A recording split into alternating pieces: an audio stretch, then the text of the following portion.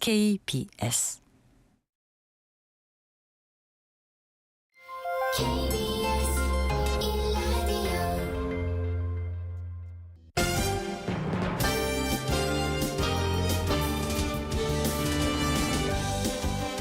KBS 1라디오 신성원의 오늘 세계는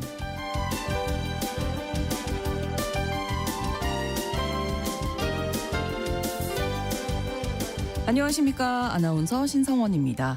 도널드 트럼프 미국 대통령은 하루 안에 우크라이나 전쟁을 끝낼 수 있다라고 자신하면서 조기 종전을 위해 팔을 걷어붙였지만 취임 100일이 다 됐는데도 성과가 없는 상황입니다. 그동안에는 우크라이나를 압박해 왔었는데요. 최근 로마에서 젤렌스키 대통령을 독대한 이후 러시아를 비난하는 쪽으로 돌아섰습니다. 또 협상에서 발을 뺄 것인지 이번 주에 행보를 결정하겠다고 밝혔기 때문에 이번 주가 협상의 고비가 될 것으로 보이는데요. 이런 상황에서 러시아 푸틴 대통령 다음 달 전승절 기간에 사흘 동안 휴전하겠다 이렇게 일방적으로 선언했죠. 우크라이나 전쟁 종전 협상의 현재 상황과 쟁점 잠시 후 글로벌 이슈에서 짚어보겠습니다.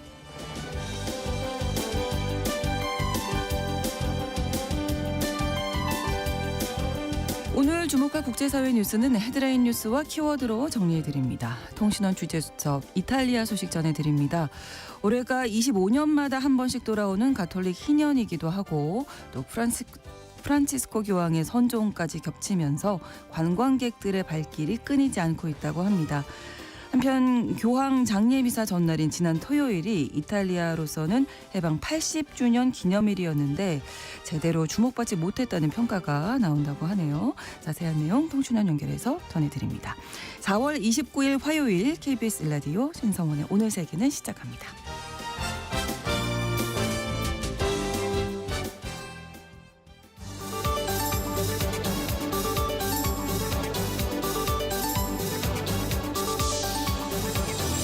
오늘 세계는 헤드라인 뉴스.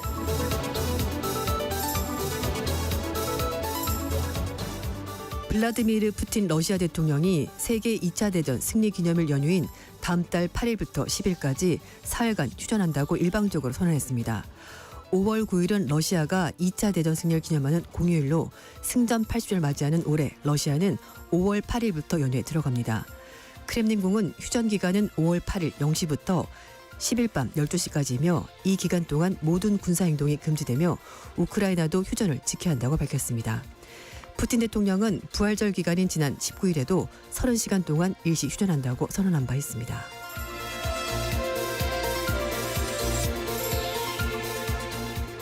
현지 시각으로 28일 캐나다 전역에서 총선 투표가 시작됐는데요. 집권 자유당의 재집권 가능성이 높게 점쳐지고 있습니다. 온타리오, 퀘벡, 브리티시 콜럼비아 등 의석수가 많은 지역에서 지지율이 높은 현 집권 자유당의 선거 승리 가능성이 높은데요. 특히 캐나다와 영국의 중앙은행 총재를 지낸 경제통인 마크 카니 현 총리가 미국과의 무역 전쟁에 대응할 안정적인 정기점을 자부하면서 지지율 반등을 끌어냈습니다. 한편 트럼프 대통령은 투표 당일까지 자신의 소셜미디어에 캐나다는 미국과 합병해 51번째 주가 되어야 한다고 주장하며 캐나다 선거판을 다시 흔들었습니다.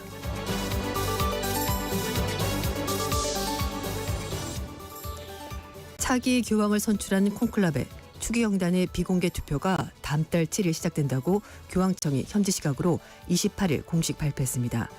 콘클라베에 참여하는 80세 미만 추기경단은 총 134명으로 이들은 앞으로 일주일 안에 바티칸 시공대에 있는 산타 마르타 집에 모일 예정입니다.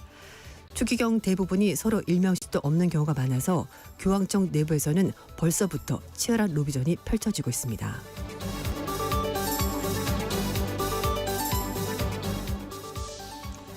현지 시각으로 28일 스페인 대부분과 포르투갈 일부 지역에서 대규모 정전 사태가 발생했습니다. 정전으로 인해서 스페인 수도 마드리드와 바르셀로나, 포르투갈 수도 리스본 등에서 대중교통과 신호등, 통신 서비스가 대부분 중단됐으며 열차 운행도 극심한 차질을 빚었습니다. 스페인과 국경을 맞댄 프랑스 남부 일부 지역도 피해를 입었습니다. 스페인 전력망 관리업체인 레드 일렉트리카는 정전의 원인이 아직 밝혀지지 않았으며 오후 3시 기준 북부, 남부, 서부 지역 일부에는 전력 공급이 재개됐다고 밝혔습니다.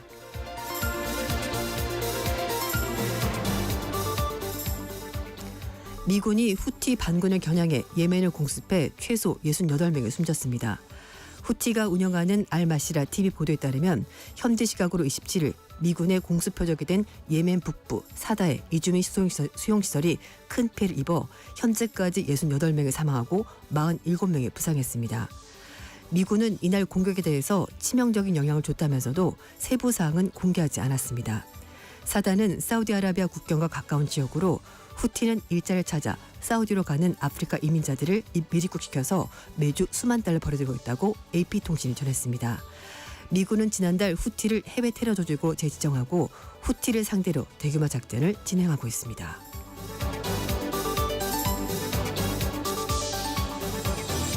오늘의 헤드라인 뉴스 외신캐스터 조윤주 씨가 전해주셨습니다. 이번에는 키워드로 정리한 국제사회 소식 살펴보겠습니다. 첫 번째 키워드인데요. 적과의 인터뷰.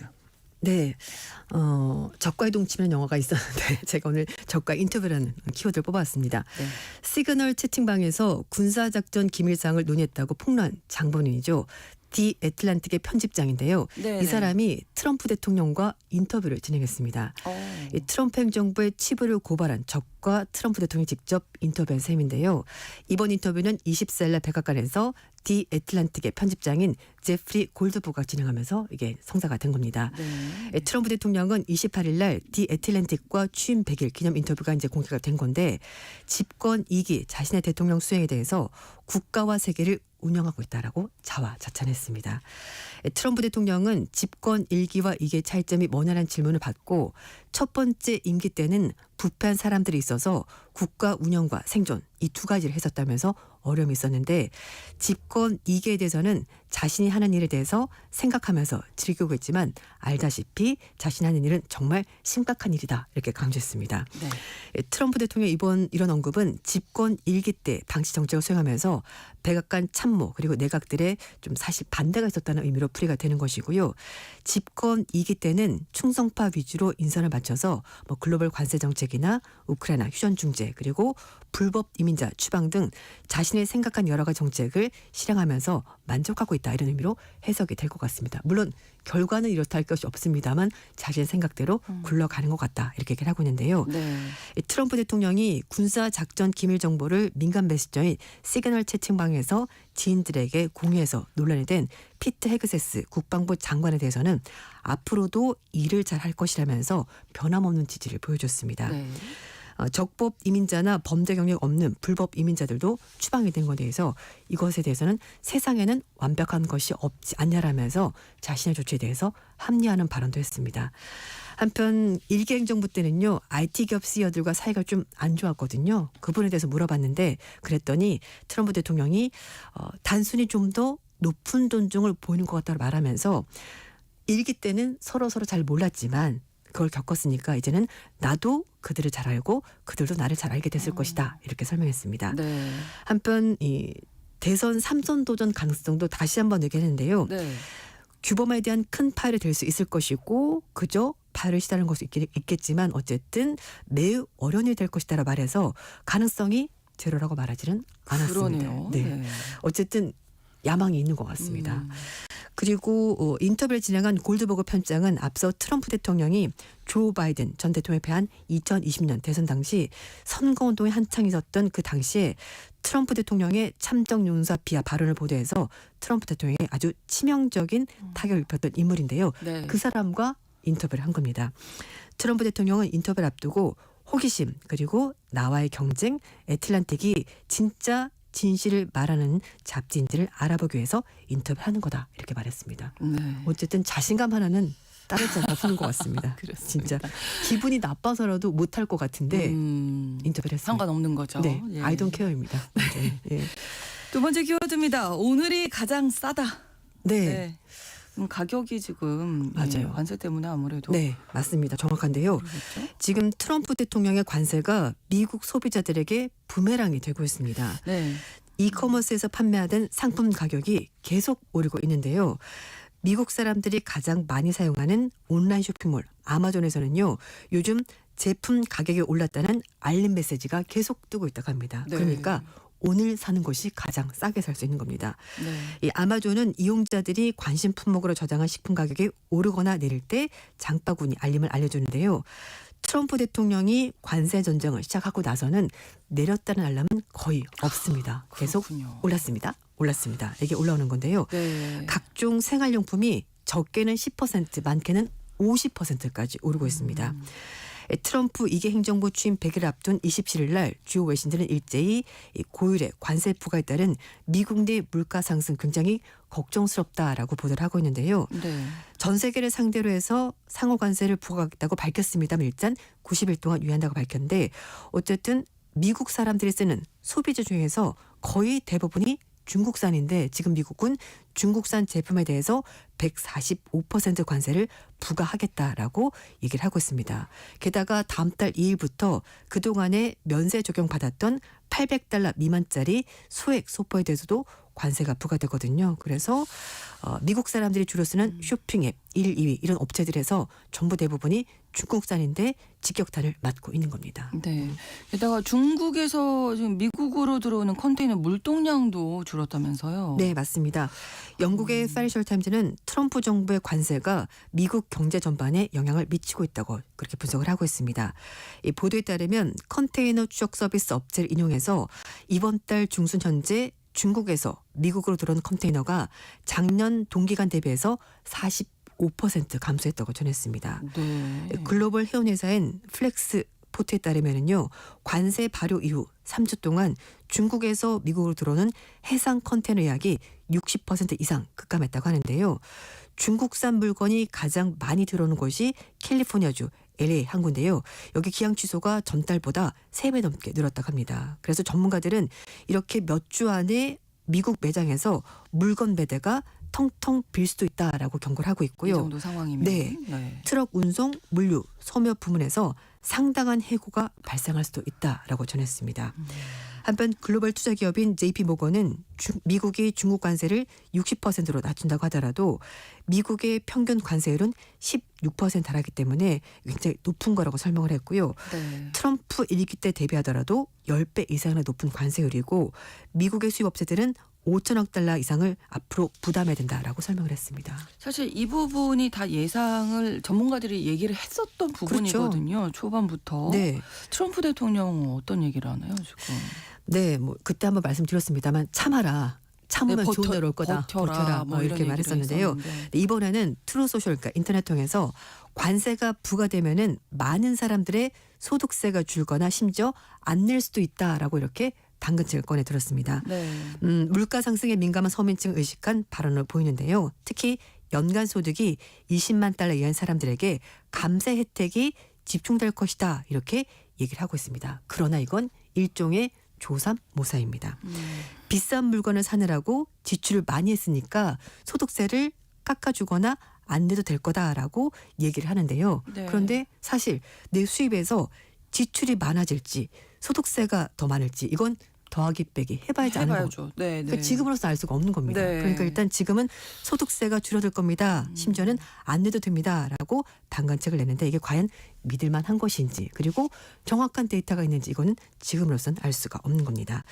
이런 가운데 스콧 베센트 재무장관은 트럼프 대통령의 이 오락가락하는 관세 정책을 옹호하고 있습니다. 게임 이론에서 이것을 전략적 불확실성이다라고 부른다면서 협상 상대에게 최종 방향을 알려주지 않는 것이고 트럼프 대통령만큼 이렇게 레버리지를 잘 활용하는 사람은 없다라면서 트럼프 대통령을 추켜 세웠습니다. 베센트 장관은 현재 미국과의 통상 협상에 나서지 않고 있는 중국이 결국은 대화에 나설 거다라고 얘기를 하고 있는데요.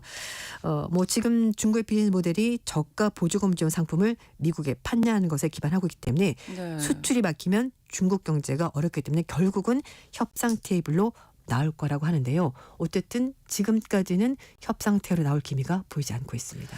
게임 이론에서는 이제 뭐 불확실성이 잘 적용하면 협상이 잘 될 것이다 하는 건데 좀 현실이잖아요. 맞아요. 많은 국민들이 이제 고통을 받을 수도 있는 상황이지 않을까. 네, 좀 우려가 되는 상황인데요. 맞습니다. 알겠습니다. 다음 키워드입니다. 일방주의에 맞서는 다자주의. 네, 이제 미국 얘기가 계속 연결이 되는 건데요. 네. 중국과 러시아 주도의 신흥 경제 협력체인 브릭스가 트럼프 정부의 관세 정책에 맞춰서 단합된 전선을 구축하겠다는 의지를 확인했습니다. 28일 날 브릭스 회원국 11개 나라가 브라질 리우에서 외교장관 회의를 열어서 이 같은 입장을 밝혔는데요. 브라질, 중국, 러시아, 인도, 남아공, 이집트, 에티오피아, 이란, 사우디, 아랍에미레이트, 인도네시아 이렇게 11개 회원국 외교장관들 대표단이 회의에 참석을 했습니다. 네. 브라질 외교부 장관은 인도주의적인 위기, 무력 분쟁 그리고 정치적 불안정, 다자주의의 약화를 겪고 있는 이 시대가 대화가 그 무엇보다도 중요하다라고 말하면서 다자주의가 사방에서 공격받고 있는 이때 브릭스가 좀 더 강력한 다자주의를 위해서 나서야 되겠다라고 밝혔습니다. 그리고 가자지구로 지금 구호물자가 반입이 되지 않고 있는 데 대해서 이스라엘 강력히 비판했고요. 우크라이나 전쟁에 대해서 외교적인 해결책이 필요하다 이렇게 역설했습니다. 29일까지 이번 회의가 진행이 되는데요. 오는 7월 달에 리우에서 브릭스 정상회의를 앞두고 사전 조율하는 그런 회의가 되는 겁니다. AFP 통신에서는요. 7월 달 브릭스 정상회의에서 회원국들이 달러 패권 도전을 주요 의제로 논의할 것으로 보인다라고 밝혔는데 중국과 러시아가 자국 통화 결제를 확대하는 가운데 브릭스 회원국들이 작년 정상회의에서 탈달러 논의를 가속하는 그런 움직임을 보이고 있습니다. 한편 트럼프 대통령은 대놓고 적대적인 이들 국가가 새로운 자체 통화나 기존 통화로 달러를 대체하는 시도를 포기하지 않으면 해당 국가에 대해서 100% 관세를 부과하겠다고 강력히 경고했습니다. 네. 기승전 관세입니다. 그러니까요. 네. 저희 관세 얘기를 워낙 많이 해서 네. 그래서 공부도 참 많이 하게 됐고요. 자, 다음 키워드 30시간 사흘. 그 다음은 지금 러시아에서 이제 종전하겠 아니죠. 휴전을 하겠다. 맞아요. 종전을 너무 바라는 입장에서 종전이 말이 되면 이렇게 사실 나오네요. 그게 가장 좋긴 하죠. 예, 휴전을 다음 달에 지금 예고했죠. 네. 부활절 때 30시간 동안 일방적으로 휴전 한번 했었고요. 네. 뭐 그렇다고 해서 꼭 지켜진 건 아니고 교전이 있긴 했습니다만 어쨌든 푸틴 러시아 대통령이 다음 달 2차 대전 승리 기념일 해서 사흘 동안 8일부터 10일까지 사흘 동안 일방적으로 휴전하겠다라고 선언했습니다. 네. 그래서 그 기간 동안에 모든 군사 행동이 금지가 돼야 되고 우크라이나로 이걸 따라라 이렇게 말했습니다. 만약에 따르지 않으면은 거기에 대한 대응이 있을 거다라고 경고했는데요. 부활절 동안 30시간 동안 휴전하고 나서 이번에는 다시 한 번 더 사흘 동안 휴전한다고 밝혔습니다.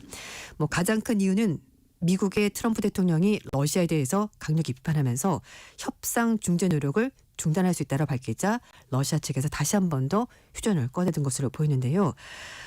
러시아가 인내심을 점차 잃고 있는 트럼프 대통령을 달래고 국제적으로도 평화 이미지를 구축하기 위해서 이렇게 휴전 카드를 꺼낸 것으로 보입니다. 네.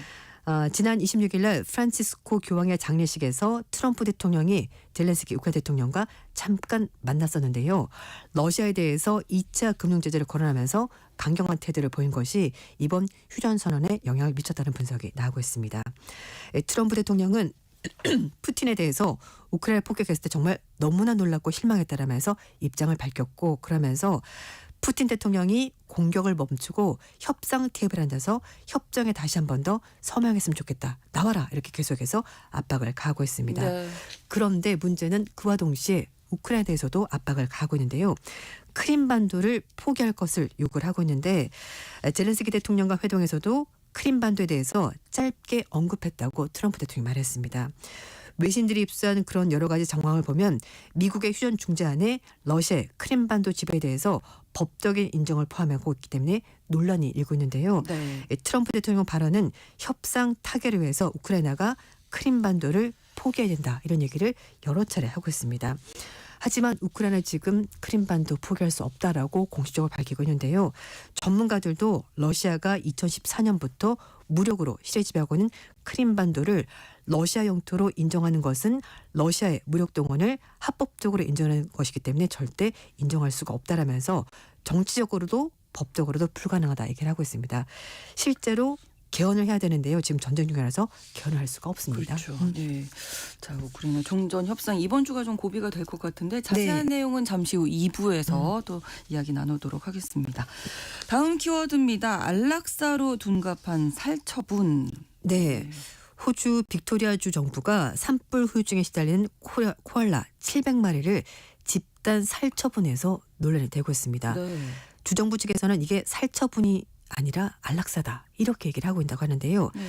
빅토리아 주정부는 붐스빈 국립공원에서 헬리콥터를 동원해서 700마리의 코알라를 항공에서 사실 쏴서 총경을 가해서 살처분을 한 건데요. 네. 지난 3월달에 산불 때문에 공원 부지가 굉장히 많은 부분이 소실이 됐었고요. 네. 코알라의 주요 먹인 고무나무 숲이 파괴되자 주정부가 코알라들의 고통을 덜어주기 위해서 전례 없는 살처분 조치를 단행을 한 겁니다. 주정부는 헬리콥터에서 쌍안경을 사용해서 30m 거리에 있는 2천여 마리의 코알라를 개별적으로 평가해서 결국은 제거했다고 하는데요. 쌍안경을 봤었을 때 털이 타거나 걸린 흔적이 발견됐고 그래서 그걸 가지고 근거로 살처분을 진행을 한 겁니다. 네. 빅토리아주에서 코알라 공중 살처분 조치가 진행된 것은 이번이 처음이라고 하는데요. 주정부 측에서는 전문가들과 의견을 교환해서 화마로 고통받는 야생 동물들에게 최선의 조치를 취한 것뿐이다. 그래서 이게 안락사다라고 표현을 한 겁니다. 부스빔 이 국립공원은 2천에서 3천만 마리 코알라가 서식을 하고 있다고 하는데요. 이 중에 상당수가 화상을 입거나 부상 때문에 충분한 먹이를 구할 수 없는 상태라고 합니다. 하지만 의견이 좀 분분한 상황입니다.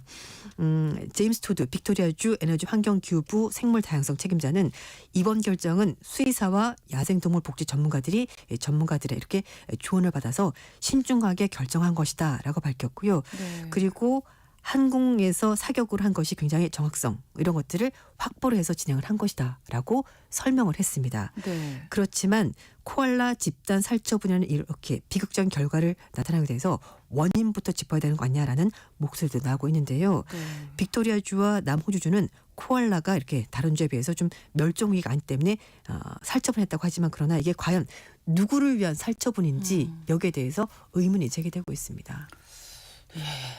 여기까지 오늘 헤드라인 뉴스와 키워드 듣도록 하겠습니다. 외신캐스터 조윤주 씨와 함께했습니다. 고맙습니다. 네, 감사합니다. KBS 라디오 신성원의 오늘 세계는 1부 마무리하겠습니다. 11시 30분부터 일부 지역에서는 해당 지역 방송 보내드립니다. 에드 시런의 노래 Perfect 함께 듣겠습니다. I found a love for me. Well, darling, just dive right in. Follow my lead. Well, I found a girl, beautiful and sweet. Well, I never knew you were the someone waiting for me. 'Cause we were just kids when we fell in love, not knowing what it was. I will not give time. Well, darling, just kiss me slow. Your heart is all I own, and in your eyes you're holding mine. Baby, I'm dancing in the dark with you between my arms.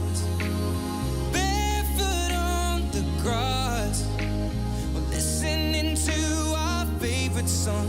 When you said you looked a mess, I whispered underneath my breath, but you heard it, darling. You look perfect tonight.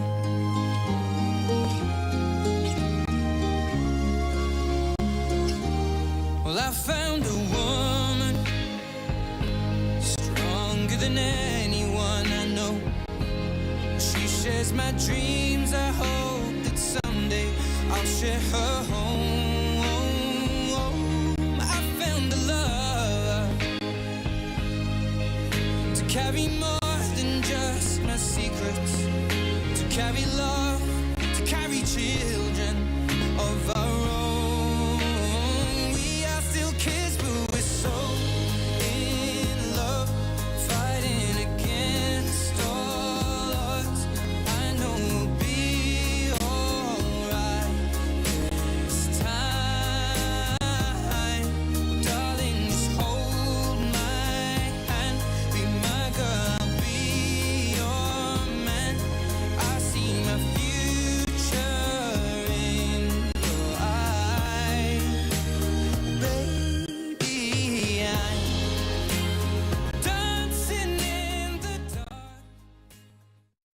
지금 시각은 11시 30분입니다. KBS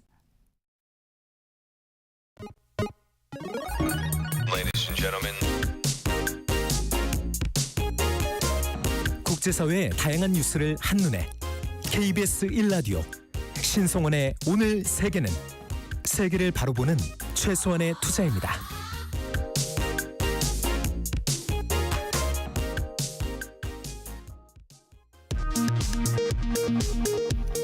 이 시각 라디오 정보센터 뉴스입니다. 대통령 권한대행의 헌법재판관 지명을 금지하고 임기가 만료된 재판관이 후임자가 임명될 때까지 계속 직무를 수행할 수 있도록 하는 헌법재판소법 개정안에 대해 한덕수 대행이 오늘 제2요구권을 행사했습니다. 더불어민주당이 내일 선거대책위원회를 출범시키고 인선을 발표합니다. 국민통합을 강조한 이재명 후보는 먼저 보수 책사로 여겨지는 윤여준 전 환경부 장관을 상임선대위원장으로 영입했습니다. 국민의힘은 오늘 대선 경선 후보 4명 가운데 3차 경선에 진출할 2명을 발표합니다. 오늘 발표에서 50% 이상 득표자가 나올 경우 3차 경선 없이 해당 후보가 당 대선 후보로 선출됩니다.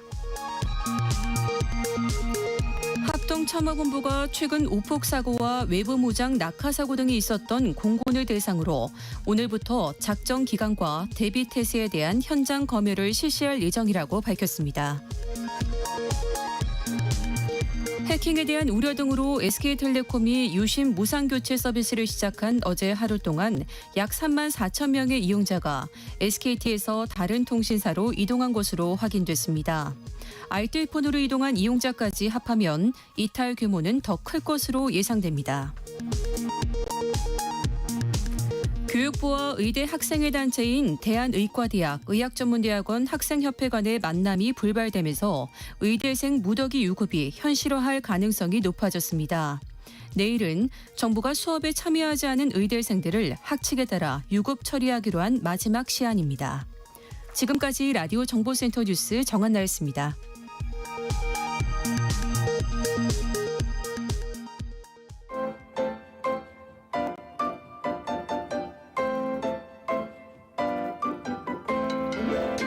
통신원 취재 수첩.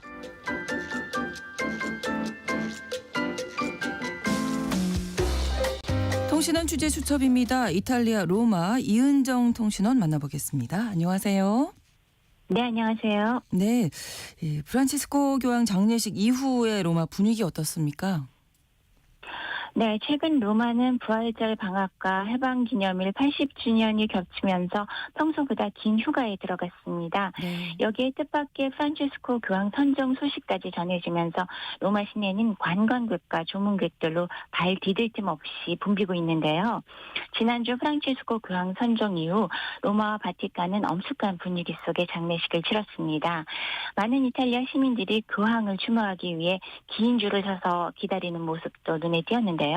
엄숙하고 건건한 분위기 속에서도 교황의 삶을 기리며 따뜻한 애도를 표하는 모습이 이어졌습니다. 네, 이제 새 교황을 뽑는 이 콘클라베 기다리는 사람들이 많다고요? 네, 그렇습니다. 콘클라베 공식 일정은 5월 7일부터 시작될 것으로 보이는데요. 네. 바티칸 시스티나 성당 안에서 비공개로 진행됩니다. 교황 선출이 완료되면 시스티나 성당 굴뚝에서 하얀 연기가 올라오게 됩니다. 네. 선출에 실패하면 검은 연기가 나오고요. 네. 로마를 찾은 여행객들도 콘클라베 결과를 직접 확인하고 싶어 하는데요. 여행 기간을 연장하는 관광객들과 새로 유입되는 관광객들이 몰리면서 숙박업소들은 가격을 2배 가까이 올리기도 했습니다. 네. 이 연기는 바티칸 성베드로 광장에서도 쉽게 볼 수 있는데요. 좋은 자리를 잡기 위해 콘클라베 시작 전부터 광장 근처에 간이 좌석이나 캠핑 의자를 가져다 놓고 기다리는 이들도 있습니다. 새 교황 후보에 대한 관심도 높습니다. 이탈리아 출신이 될지 아니면 아시아나 아프리카 출신 교황이 탄생할지에 대한 기대가 커지고 있습니다. 또한 프란치스코 교황이 추진했던 교회 개혁을 이어갈 진보 성향의 인물이 나올지 전통적 가치를 중시하는 보수 성향 인물이 등장할지 이탈리아 사회는 큰 관심을 기울이고 있습니다. 네. 한편 이 프란치스코 교황 장례식 전날이죠. 4월 25일이 이탈리아로서는 해방기념일이었다면서요. 네, 1945년 제2차 세계대전 막바지 나치 독일의 점령에서 벗어난 날을 기념하는 이탈리아의 중요한 국경일인데요. 네.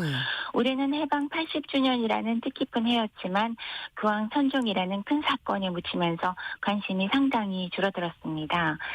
로마를 비롯한 주요 도시에서는 전몰 용사들을 기리는 행사와 무료 박물관 개방 등이 진행됐습니다. 조르자 멜로니 총리 등 정부 인사들도 공식 행사에 참석했는데요. 네. 하지만 일각에서는 멜로니 총리의 극우 성향 때문에 해방 기념일의 의미를 충분히 살리지 못했다는 비판도 나왔습니다. 특히 좌파 진영에서는 멜로니 정부는 파시스트 과거와의 단절을 꺼리는 것이 아니냐, 교황 선정을 핑계 삼아서 해방 기념일의 의미를 희석했다며 강하게 비판하고 있습니다. 네.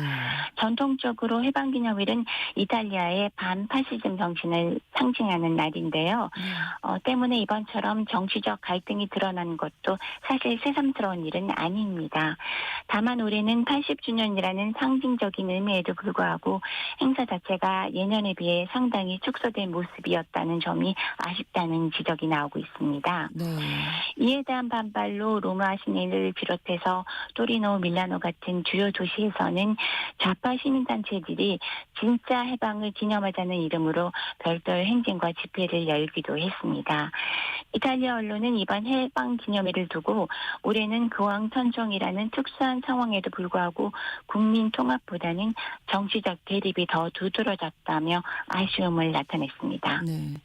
이 프란치스코 교황 선종으로 이탈리아에 대한 관심이 높아지고 있는데 올해가 가톨릭에서 희년이기 때문에 관광객들 성지 순례하는 분들도 또 많이 몰리겠는데요. 네, 그렇습니다. 로마는 지금 역사적 사건들과 종교적 행사 그리고 정치적 긴장까지 복합적으로 얽힌 상황에서 가톨릭 희년을 맞이했습니다. 네. 가톨릭에서는 25년마다 한 번씩 희년을 선포하는데요. 이때는 로마 4대 대성당 성문이 열리고 이를 통과하면 죄를 사함받는다고 믿습니다. 이미 올해 초부터 성지 순례객과 일반 관광객들이 대거 몰리고 있습니다. 이번 희년은 2024년 12월 24일에 시작돼 2026년 1월 6일까지 약 1년간 진행될 예정입니다. 네. 이미 주요 명소 주변에 혼잡이 극심한데요. 특히 트레비 분수, 콜로세움, 테르미니역 같은 인기 관광지에서는 소매치기가 기승을 부릴 가능성도 높기 때문에 항상 소지품 관리에 각별히 주의하셔야겠습니다. 또한 대중교통 통제구역이나 도로 폐쇄도 수시로 발생할 수 있는데요. 로마를 방문하실 계획이 있으시다면 이동 전 미리 교통 상황을 꼭 확인하셔야 합니다. 네, 올해 희년을 맞아서 이탈리아 가시는 분들 여기는 꼭 가보시라고 추천해 주신다면요? 희년 기간에 로마를 찾는다면 4대 대성당을 꼭 들려보시길 추천드립니다. 네, 성 베드로 대성당, 성 요한 라테라노 대성당, 성 바오로 대성당, 성모 마리아 대성당이 그 주인공인데요. 네. 이곳들은 평소에도 장엄한 아름다움을 자랑하지만 희년에는 특별히 성문이 열리면서 신자들에게 깊은 신앙적 의미를, 여행객들에게는 독특한 문화 체험을 선사할 것으로 보입니다. 네, 오늘 소식 고맙습니다. 네, 고맙습니다. 이탈리아 로마에서 이은정 통신원이었습니다.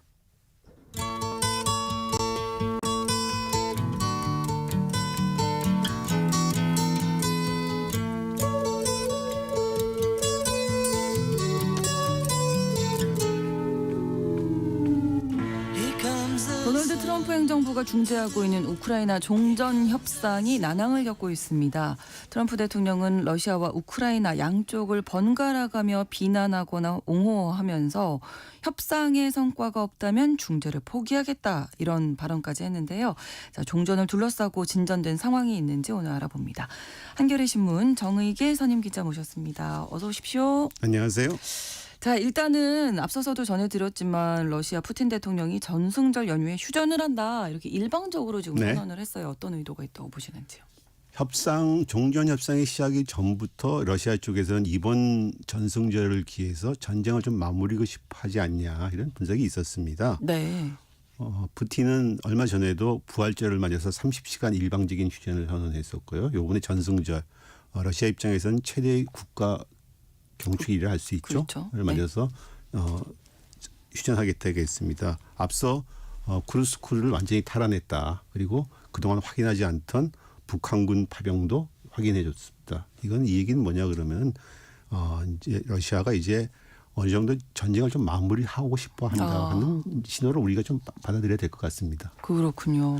이 프란치스코 교황 장례식 때 트럼프 대통령과 젤렌스키 대통령이 만났거든요. 네. 그 회동 전후의 우크라이나 협상 소식은 어떻게 됩니까? 네, 상당히 고비인 것 같습니다. 트럼프 대통령이 26일 날 그 로마 바티칸 대성당 홀에서 젤렌스키와 15분 동안 만났습니다. 아주 인상적인 만남이었죠. 아주 큰 성화 밑에서 둘이서 네. 의자만 단추에 놓고서 쏙닥쏙닥 하는 모습이었습니다. 예. 두 사람은 지난 2월 28일 백악관에서 만나서 세계 외교상 유례가 없는 정상 간 말싸움을 보여줬었는데 험한 말들이 오고 갔거든요. 네. 근데 이날 만나서 이제 상당히 친근한 모습을 보여줬습니다. 몇 달 만에 분위기가 좀 달라진 것 같아요. 네. 트럼프는 만남 뒤에 소셜 미디어에 푸틴이 지난 며칠 동안 민간 지역 도시 마을들에 미사일을 쏴야 되는데 그런 이유가 있었냐 없었다. 이것 때문에 그가 전쟁을 끝내기를 원하지 않는다고 나는 생각한다. 단지 나한테 장단만 맞춰주고 있는 것이 아니냐. 그래서 은행 제재 혹은 2차 제재로 다르게 대처해야만 하지 않나 이런 말을 올렸습니다. 네. 젤렌스키도 회담 뒤에 우리는 1대1 만남에서 많은 것을 논의했고 역사적일 수 있는 잠재력을 가진 매우 상징적인 회담이었다. 아주 긍정적으로 평가했어요. 스티브 청 백악관 국무국장도 매우 생산적이었다. 이런 말을 했습니다. 두 사람이 앞서 말한데 두 사람이 한 달 전에 그 세계 외교상 유례없는 말싸움을 벌였던 것에 감안하면 분위기가 급전한 거죠. 네. 그래서 트럼프는 특히 이제 앞서 이런 우크라이나를 상당히 압박을 했었습니다. 그러니까 이제 크림반도에 대한 러시아의 영유권을 인정하라 이렇게 그렇죠. 했는데 이번에 태도가 좀 바뀐 거죠.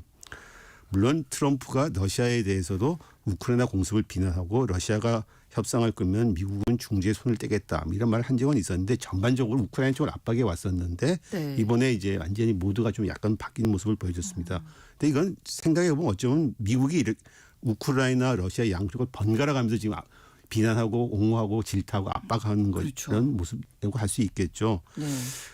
이제 협상이 이제 결렬이냐 타결이냐 이런 고비를 맞고 있다는 신호로 해석됩니다. 네. 어떤 점에서 그 협상의 고비를 막고 있다는 게 보일까요?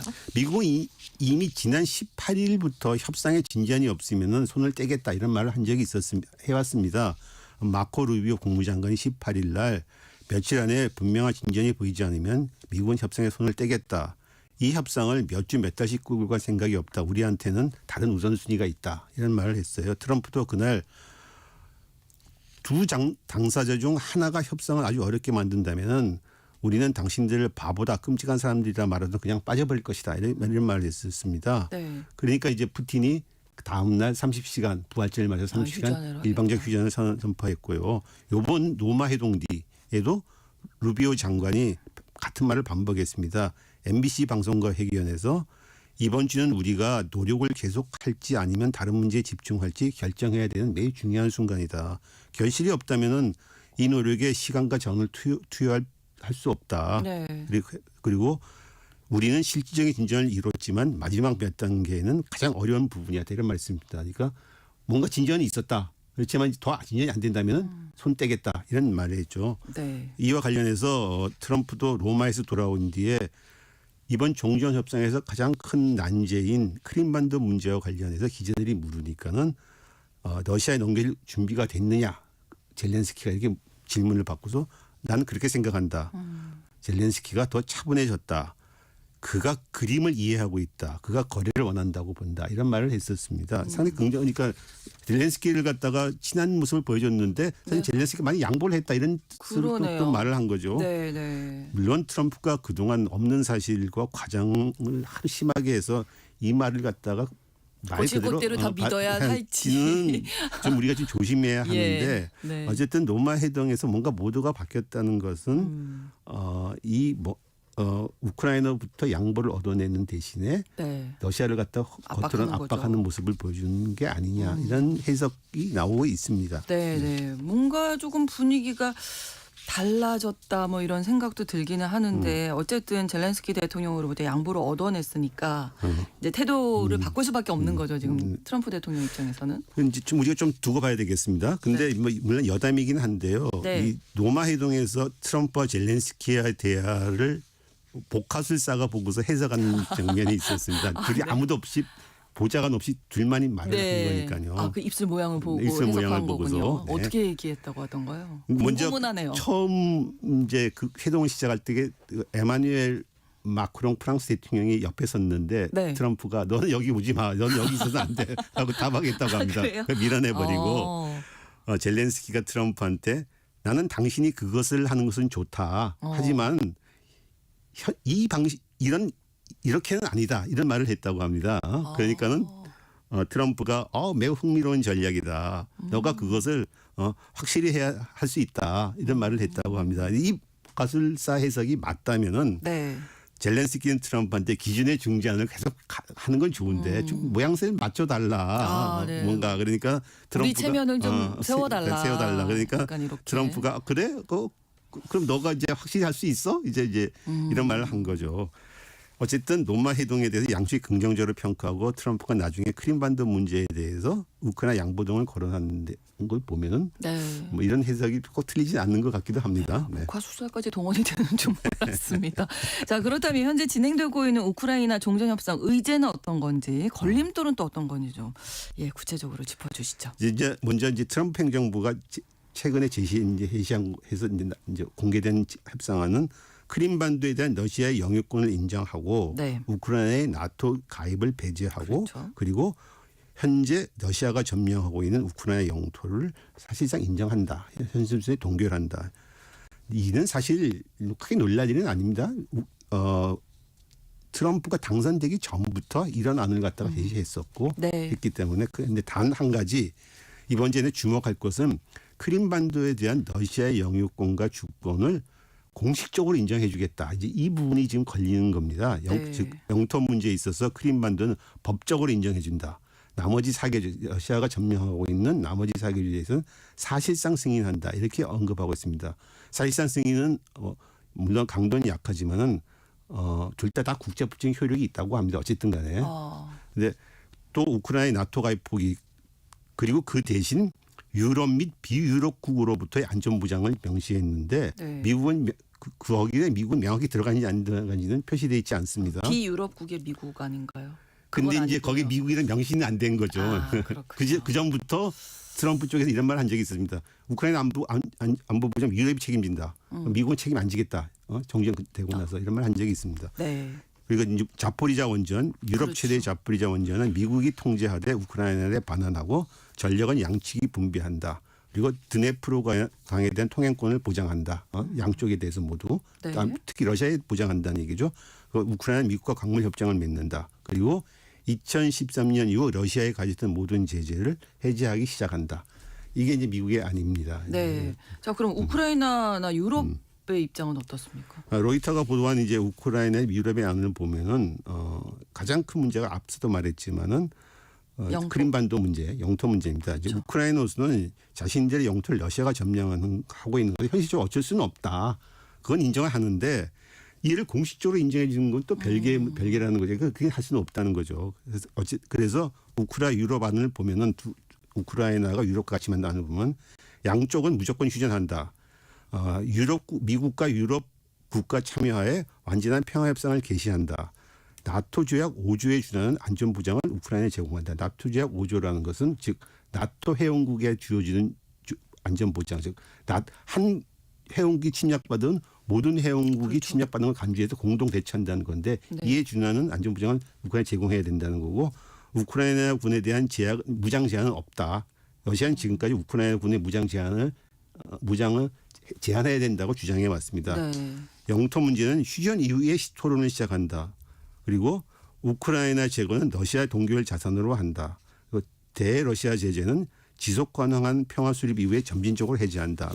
상당히 크죠 격차가. 네. 예. 분위기 좋은 줄 알았는데. 근데 이건 여전히 서로가 격차는 서로의 최대치를 예, 그렇죠. 최대치를 내놓은 네네. 거고, 그러니까 여기서 타협을 해 나가는 거겠죠. 가장 큰 부분이 영토 문제거든요. 그렇죠. 제일 예, 중요할 텐데요. 영토 문제는 우크라이나 외교부가 앞서 이제 레드라인이라는 걸 내놓았습니다. 레드라인이 사실 레드라인이 아니라 지금 최대치라고 볼 수 있겠죠. 네. 우크라이나 영토에 대해서 러시아의 통제에 대한 어떠한 승인도 불가하다. 그리고 우크라이나 군대에 대한 어떠한 제한도 없다. 그리고 또 우크라이나 동맹 선택에서 완전한 주권을 고수한다. 즉 어떤 나라도 나토나 이와 유사한 기구 가입을 막을 수가 없다. 우크라이나 가입하는 것에 대해서. 이건 이제 레드라인에다 제가 보면 이제 최대치인데 네. 이런 원칙하에서 현재 앞서 말한 대로 크림반도 문제가 이제 제일 크고 1차적인 걸림돌로 나오고 있는 겁니다. 네. 이 문제를 갖다가 어떻게 처리할지는 이제 두고 봐야 하는데 아무래도 러시아 쪽으로 유리하게 처리할 수밖에 없지 않냐. 현실적으로 러시아가 점령하고 있는 거고 미국도 이제 법적으로 인정해야 된다까지 얘기를 하고 있으니까요. 네. 또 다른 쟁점은 다른 영토 문제인데 러시아는 그동안 자기가 점령했던 우크라이나의 동남 사계주 전역을 다 우리 이제 영토다 하고 공식 선언했습니다. 근데 네. 문제는 러시아가 이걸 다 점령하고 있지 않다는 거죠. 근데 러시아가 이번에는 현 수준에서 협상을 시작하자 이렇게 얘기를 했으니까 나머지 부분은 우리가 포기 안 하겠다는 건 협상할 수 있다는 얘기죠. 근데 더 큰 문제는 사실은 그런 것도 있지만 지금 이 문제는 러시아의 안이 아니라는 겁니다. 지금 미국 안과 유럽 안은 아니고 그렇죠. 이 두 안을 지가 또 절충을 해갖고서 최종 합의를 한 다음에 또 러시아와 협상을 해야 된다는 거죠. 예, 장애물이 많습니다. 네. 그러면 미국과 유럽, 우크라이나 쪽 사이에서 뭐 협상 진전 같은 게 좀 있었을까요? 일단 이제 미국과 유럽, 우크라이나 3자가 만나서 단일화를 만들어야겠죠. 그래서 네. 지난 13일 파리 회담, 지난 23일 런던 회담을 가졌습니다. 3자가. 네. 근데 우크라이나가 러시아의 크림반도 영유권 인정 문제에 반발해서 런던 회담에서는 대표가 참석 안 해서 실무자급으로 진행이 돼서 진통이 계속 있는 상황인데 그 와중에서 이제 로마 회동이 있었던 거죠. 트럼프와 젤렌스키. 네. 그래서 어느 정도 실마리가 좀 잡히는 것이 아니냐 지금 이런 관측들이 나오고 있습니다. 결국 우크라이나 종전 협상은 이제 타결이냐 파국이냐는 고비에 다다른 듯합니다. 네. 근데 트럼프가 앞서 말한 대로 푸틴과 젤렌스키를 번갈아 비난하고 압박하고 미국 손 떼겠다 말하는 것 자체가 이미 이제 막바지 고비에 왔다는 거죠. 그렇죠. 근데 사실 미국이 손을 떼겠다고 하는데 이번 협상에서 가장 급한 쪽은 미국이죠. 미국입니다. 예, 미국이 가장 미국이 사실 전쟁 당사자이기도 하고 일종의 네. 트럼프가 취임 이후에 최우선 대외 정책으로 우크라이나 종전을 내세웠고 또 이를 성사시켜야만 해야지 다른 대외 정책도 풀리는 겁니다. 네. 특히 트럼프로서는 최근 관세 전쟁 때문에 뭐 국내 역풍에 시달리고 있는데 이만저도 미국이 말한 대로 손 떼버린다면 그동안 뭐 했니 이런 얘기 당연히 네, 나오죠. 네. 취임 100일인데 손 떼기가 힘들 겁니다. 예, 성과를 네. 내야죠. 이제는 네. 뭐 근데 어느 분야에서든. 러시아도 이제 2차 대전 전승인 9월 9일을 맞아서 앞서도 말했지만 문제는 전쟁을 마무리 지어야 되는 시점이기도 합니다. 네, 네. 앞서도 말한 대로 26일 쿠르스크 탈환도 발표하고 북한군 참전도 공식 인정한 것도 이제 전쟁을 끝내겠다. 이런 수순으로 봐야 됩니다. 북한군 참전을 인정했다는 얘기는 더 이상 북한군을 갖다 이제 안 하겠다는 일종의 반대적 그렇죠. 말일 수도 있는 겁니다. 네. 결국 휴전이나 종전의 제일 소극적인 쪽은 이제 우크라이나 유럽 쪽인데 왜냐하면 종전 조건에 불만을 갖고 있기 때문이죠. 그렇다고 해서 이 우크라이나 유럽이 전쟁이 계속되면 뭐 유리한 게 하나도 없는 쪽이 그렇죠. 오히려 그럼요. 고통을 제일 많이 받는 쪽이 우크라이나 유럽이거든요. 네. 근데도 이제 그 명분이나 조건이 안 맞기 때문에 지금 이제 종전의 가장 소극적, 휴전 소극적인 상황입니다. 결국은 전쟁 주도권을 쥔 러시아가 협상의 키를 현재 쥐고 있는 거고 이제 앞으로 얼마나 더 밀어붙일 건지 혹은 얼마나 더 양보할 건지 여기에 이제 이 협상의 관건이 달려 있다고 보여집니다. 분위기는 이제 무르익어 가는 것 같은데 러시아가 어떤 행동을 보여줄지 그렇습니다. 근데 키가 되겠네요. 네. 앞서도 얘기했지만 러시아가 그 쿠르스크 완전 탈환을 발표했다는 거는 네. 일정도 하나의 큰 신호입니다. 왜냐하면은 러시아는 우크라이나가 쿠르스크를 침공하면서 전쟁의 칩으로 협상의 칩으로 사용하겠다. 즉 우크라이나 자기가 점령했던 러시아의 쿠르스크 영토와 점령당한 우크라이나 영토를 맞바꾸겠다는 그런 의사를 보였었는데 러시아가 네. 절대로 그런 일이 있을 수 없다고 얘기를 했었거든요. 네. 이 얘기는 무슨 러시아 입장에서는 우크라이나 쿠르스크 영토 완전히 회복해야 한 상태에서 이제 유지한 입장에서 종전을 하겠다는 건데 네. 지금 이제 그걸 발표한 거니까는 이제 협상에 적극적으로 나설 수 있다는 조건이 완전히 무르익은 거죠. 그렇습니다. 이번 주가 고비가 되겠네요. 네, 네. 이번 주에 국제뉴스. 이번 주가 될지 다음 주가 될지는 예, 모르겠어요. 좀 귀를 네. 기울이고 집중해야 되겠습니다. 글로벌 이슈 한겨레 신문 정익일 선임 기자와 함께했습니다. 오늘도 고맙습니다. 감사합니다. 네, 유투의 노래 With or Without You 전해드리면서 KBS 일라디오 신성원의 오늘 세계는 마치겠습니다. 내일 다시 뵙겠습니다. 고맙습니다.